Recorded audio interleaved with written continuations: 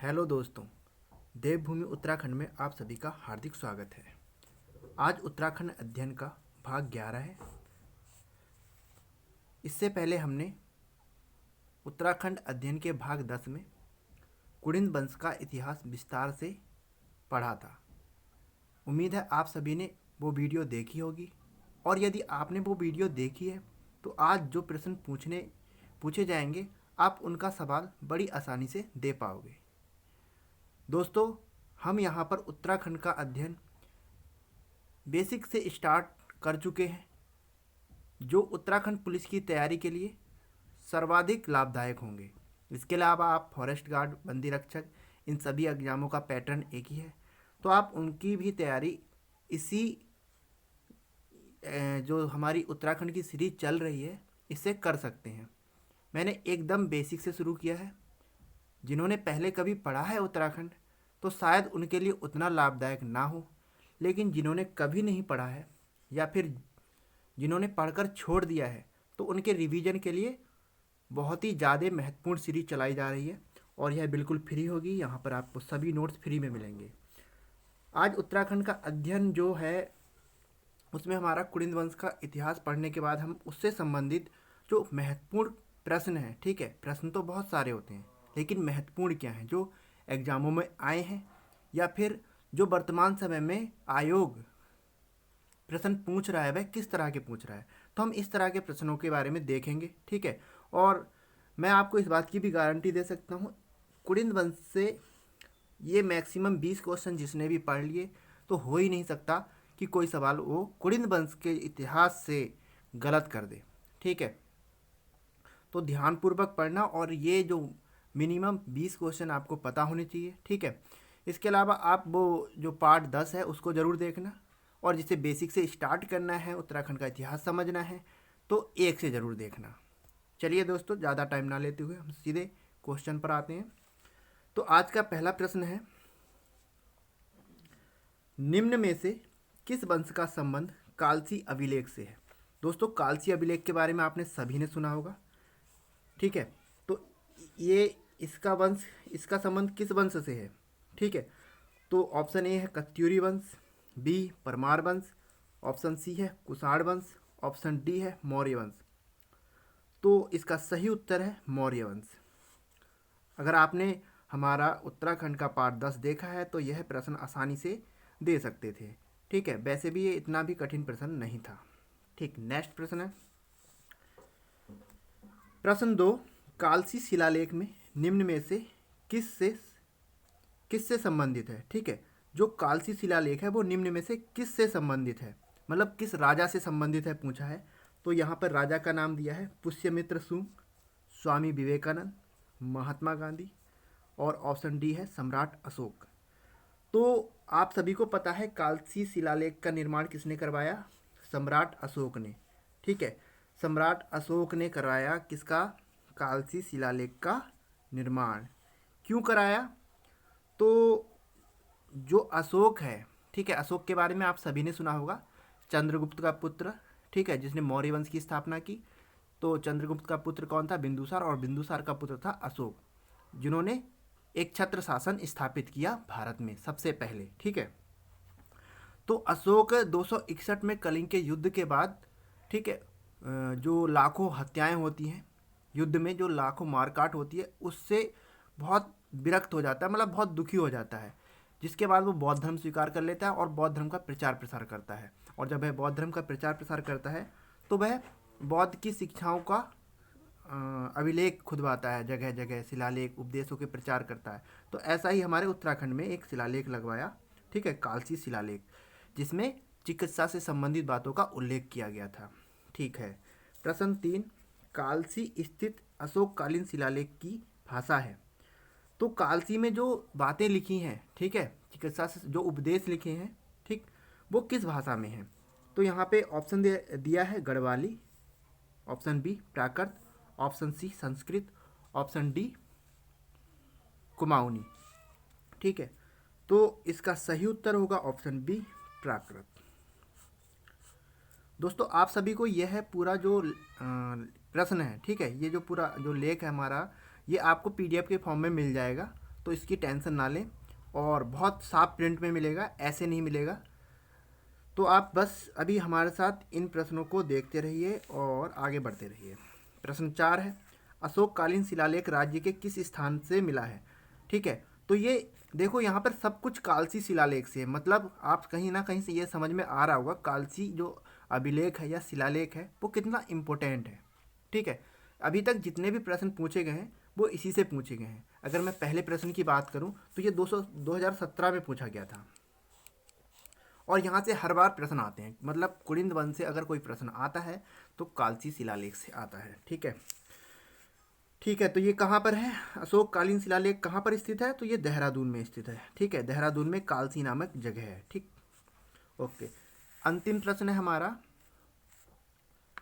अंतिम प्रश्न नहीं है, सॉरी, ये 5वां प्रश्न है। उत्तराखंड पर शासन करने वाली प्रथम राजनीतिक शक्ति कुलिंद किनके समकालिक थी? ठीक है, समकालिक थे तो किनके थे? तो जैसे कि देखा कि आपने, जो मौर्य था उसने कालसी अभिलेख मौर्य वंश का जो शासक था सम्राट अशोक, उसने कालसी अभिलेख लगवाया वहाँ पर। तो ये कहीं ना कहीं मौर्यों के समकालीन थे। ठीक है, और इसका पता हमें यशवंत सिंह कटौच जो बुक है वहाँ से चलता है। प्रश्न 6 है,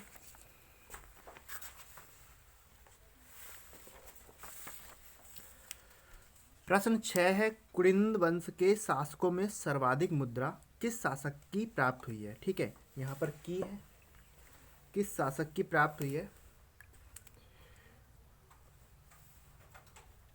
तो ये ऐसा प्रश्न है जो आपको किसी भी बुक में नहीं मिलेगा। तो इसका ऑप्शन पहला है Kanakpal, option B Vishdev, option C Amoghbhuti, option D Narsinghdev. ठीक है, तो इसका सही उत्तर होगा, क्या होगा? अमोघभूति। ठीक है, इसे कुलिंद वंश का सबसे प्रतापी शासक कहा जाता है। ठीक है, क्योंकि सर्वाधिक सिक्के मिलने का मतलब है कि जो साम्राज्य है उसकी आर्थिक स्थिति कितनी ज़्यादा मजबूत होगी। ठीक, ओके। प्रश्न 7 है, निम्न में से किस प्रकार के सिक्के रजत व तांबे के धातु के थे? तो आपने पढ़ा था कुलिंद वंश में जो हमें इतिहास मिलता है वो किन के आधार पर मिलता है? सिक्कों के आधार पर। और 3 प्रकार के सिक्के पाए गए थे। कौन से सिक्के? अल्मोड़ा प्रकार के, छत्रेश्वर प्रकार के और अमोघभूति प्रकार के। ठीक है, तो यहाँ पर इसका सही उत्तर क्या हो जाएगा आपका? तो जिस राजा का जो सबसे प्रतापी शासक है उसी के ज़्यादा सिक्के मिले होंगे, और सबसे प्रतापी शासक था अमोघभूति, तो अमोघभूति के सबसे ज़्यादा सिक्के मिलते हैं। तो यह ऑप्शन बी हो जाएगा इसका सही उत्तर, अमोघभूति प्रकार। 8वां प्रश्न है, छत्रेश्वर प्रकार की मुद्रा पर किस शैली का प्रभाव देखने को मिलता है? तो ये भी आपको शायद किसी अन्य बुक में क्वेश्चन ना मिले। ठीक है, तो यहाँ पे कुछ ऐसे क्वेश्चन कराए जा रहे हैं जिनकी संभावना भी है आने की, और जो आजकल वर्तमान समय में चल रहे हैं। ठीक है, तो इन्हें ध्यानपूर्वक पढ़िएगा। तो छत्रेश्वर प्रकार की मुद्रा पर किस शैली का प्रभाव देखने को मिलता है? तो छत्रेश्वर प्रकार, ठीक है, ये जो हमारा कुलिंद वंश के जो सिक्के थे उन्हीं के प्रकारों में से है। तो यूनानी शैली, ठीक है, और मौर्य शैली और कुषाण शैली, या फिर इनमें से कोई नहीं। तो इसका सही उत्तर क्या होगा? इसका सही उत्तर होगा कुषाण शैली। ठीक है, क्योंकि जो अमोघवती शासक था उसकी मृत्यु के पश्चात क्या हुआ था कि जो कुलिंद वंश है वो कमज़ोर पड़ गया था, और उत्तर भारत में किनका दबदबा हो गया था? कुषाण वंश का। तो कुषाण शैली का प्रभाव मिलता है। ठीक हो गया। प्रश्न 9, मानव मूर्ति व कुबड़ वाले बैल की छाप किन सिक्कों से प्राप्त हुई है? तो ऑप्शन ए अमोघभूति प्रकार, ऑप्शन बी अल्मोड़ा प्रकार, ऑप्शन सी छत्रेश्वर प्रकार, इनमें से कोई नहीं। तो इसका सही उत्तर होगा option A, option B, option C. तो यहाँ पर हमें अल्मोड़ा प्रकार के सिक्के मिलेंगे। ठीक है, मानव मूर्ति और कुबड़ वाले छाप। आपने देखा होगा जो सिक्के होते हैं उन पर कुछ छाप लगी रहती है, जैसे एक ज़माने में हमारी फसल की छाप थी 1 रुपये के सिक्के पर। ठीक है, आजकल थंब है। ठीक, तो इस तरह से प्रश्न 9 का उत्तर सही होगा बी, अल्मोड़ा प्रकार। ठीक हो गया। प्रश्न संख्या 10, कुलिंदों की प्रथम वास्तविक राजधानी कहाँ थी? ठीक है, तो यहाँ पर ऑप्शन ए है जोशीमठ, ऑप्शन बी है Baijnath, option C Kalkut, option D Almora. तो आपने हमारा जो नोट पढ़ा होगा उसमें आपको मध्यवर्ती जो कुलिंद थे उनकी राजधानी कहाँ थी? कालकूट। दरअसल जो हमारे यशवंत सिंह कटौच इतिहासकार हैं, ठीक है, उन्होंने अपनी बुक में कालकूट को ही प्रथम राजधानी कहा है। अब अगला प्रश्न है प्रश्न 11।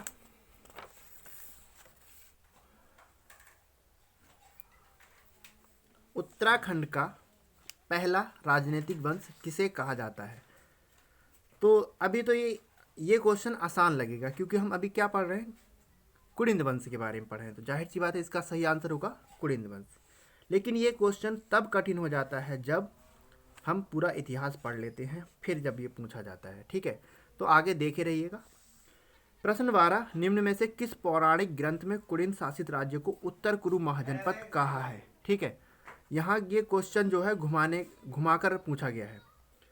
तो इसमें ऑप्शन है ए स्कंद पुराण, ऑप्शन बी ऐतरेय ब्राह्मण, ऑप्शन सी बौद्ध साहित्य, ऑप्शन डी भगवती सूत्र। तो इसका सही उत्तर क्या होगा? तो इसका सही उत्तर होगा आपका ऑप्शन बी ऐतरेय ब्राह्मण। ठीक है, प्रश्न संख्या 13, उत्तराखंड का पहला ऐतिहासिक वंश किसे कहा जाता है? परमार वंश, चंदवंश, कत्यूरी वंश, कुलिंद वंश। तो अब यहाँ पर कन्फ्यूजन हो सकता है क्योंकि इससे पहले हमने पहला राजनैतिक वंश कहा और यहाँ पर अब क्या कह रहे हैं? ऐतिहासिक वंश। तो राजनीतिक वंश मतलब नॉर्मली एक शक्ति थी जिसने उत्तराखंड पर शासन स्थापित किया, लेकिन जब ऐतिहासिक की बात आती है तो यहाँ पर शक्तिशाली की बात आती है। शक्तिशाली वंश कौन सा था? तो शक्तिशाली वंश था कत्यूरी वंश। ठीक है, इसके तो हमें प्रमाण भी मिलते हैं, ठीक है, बहुत कुछ साक्ष्य मिलते हैं। तो ये हमारा आने वाला आगे का टॉपिक होगा कत्यूरी वंश। लेकिन जो हमारा पहला वाला प्रश्न था, पहला राजनीतिक वंश, ठीक है, और ऐतिहासिक वंश, कन्फ्यूजन ना हो इसलिए मैंने ये प्रश्न यहाँ पुट किया है।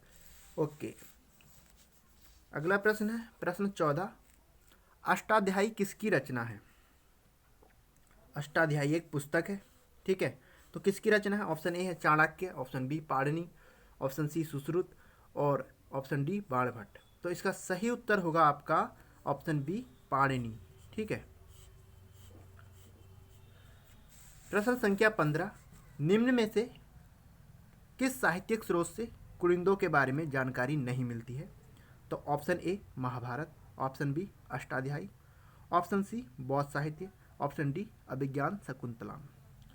तो फिर से मैं वीडियो की बात करूंगा, अगर आपने वीडियो ठीक से देखी है तो आप ये इसका उत्तर आसानी से दे पाएंगे। ठीक है, तो यहाँ पे महाभारत में सर्वाधिक वर्णन मिला है कुलिंदों का, ठीक है, अष्टाध्यायी में कुलुन कहा गया है, बौद्ध साहित्य में भी मिला है। तो यहाँ पे कहाँ पर नहीं मिला है? अभिज्ञान शकुंतलम में, ये कालिदास की रचना है। ठीक है, तो इसका सही उत्तर होगा ऑप्शन डी अभिज्ञान शकुंतलम। प्रश्न संख्या 16,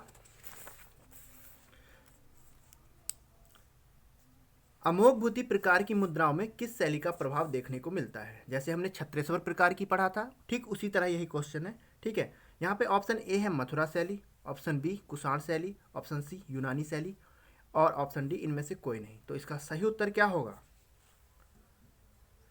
तो इसका सही उत्तर होगा आपका यूनानी शैली, क्योंकि अमोघभूति जो राजा था उस समय यूनान से आक्रमण अधिक मात्रा में होने लगे थे। ठीक है, तो फिर इसका जो सही उत्तर हो जाएगा यूनानी शैली। जबकि कुषाण शैली की बात कर रहे हैं तो ये क्या है? छत्रेश्वर प्रकार की मुद्रा। ओके,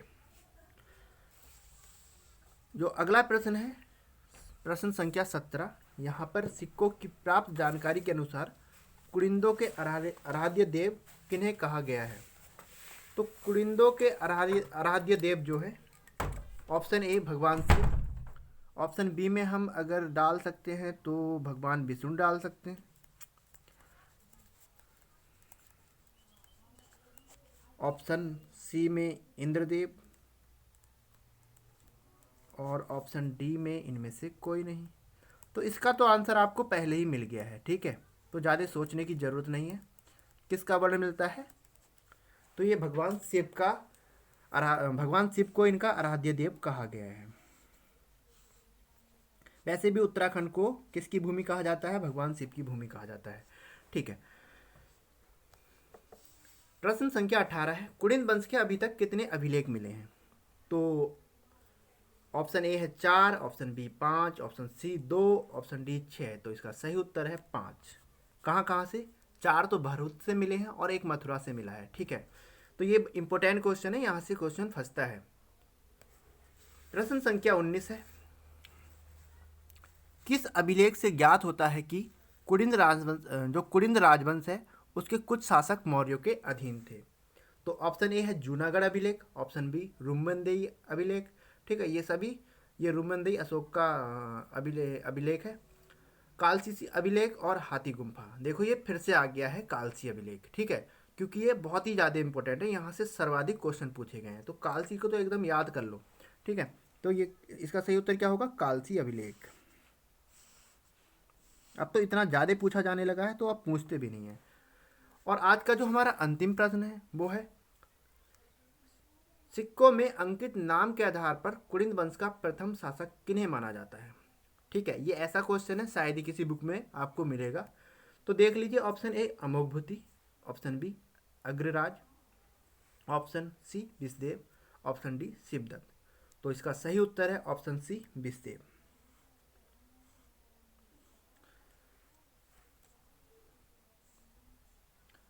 तो आज की जो प्रश्नोत्तरी होती है वो कंप्लीट होती है। और कुड़िन वंश में जो अधिकतम क्वेश्चन हो सकते हैं, ठीक है, वो लगभग 20 क्वेश्चन ही हो सकते हैं। इन्हीं क्वेश्चनों को दोबारा आसपास से घुमा फिरा के पूछा जाता है। ठीक है, शब्दों में फंसाया जाता है, और कुछ जो होते हैं जिन्हें ठीक से ज्ञान नहीं मिलता या जो ठीक से नहीं पढ़ पाते हैं इन चीज़ों को, तो वो अक्सर गलत कराते हैं। इसके अलावा दोस्तों, अगर आप इसकी पीडीएफ चाहते हो तो आप हमारे टेलीग्राम चैनल पर विजिट करें। ठीक है, अगर आप पीडीएफ चाहते हैं तो हमारे टेलीग्राम चैनल पर विजिट करें। चैनल का नाम है टेलीग्राम में देवभूमि उत्तराखंड, आप हिंदी में डालोगे तो आ जाएगा ऊपर।